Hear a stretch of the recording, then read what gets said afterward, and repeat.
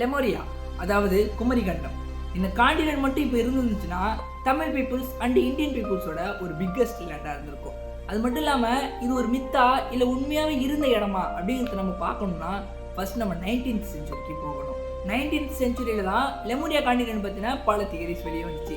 Philip ஸ்கெலேட்டர் அப்படிங்கிற ஒரு researcher lemur அப்படிங்கிற ஒரு இனம் மடகாஸ்கரில் வாழ்ந்துட்டு இருக்கு. அந்த இனத்துடைய ஃபாசில்ஸ், அதாவது எச்சங்கள் இந்தியாவில் காணப்படுதா சொல்கிறாரு. ஸோ இந்த ரெண்டு இடத்தையும் ஜாயின் பண்ணுற மாதிரி ஒரு லேண்ட் இருந்திருக்கலாம் அப்படின்னு அவர் ஒரு கருத்தை முன்வைக்கிறாரு. இதை அப்போ பலரும் நம்பல. ஆனால் father of evolution theory Charles Darwin என்ன சொல்றாருன்னா, ஒரு குறிப்பிட்ட இனம் ஒரு நிலப்பரப்புலையும் அதே இனம் இன்னொரு நிலப்பரப்புலையும் வாழ்ந்துச்சுன்னா அந்த இனம் அந்த நிலப்பரப்போட சில அதிர்வுகளாலையும் இல்லை காண்டினென்டல் பிளேட்ஸ் மூமெண்ட்ஸ்னாலையும் அது மாதிரி இருந்திருக்கலாம் அப்படின்னு சொல்றாரு.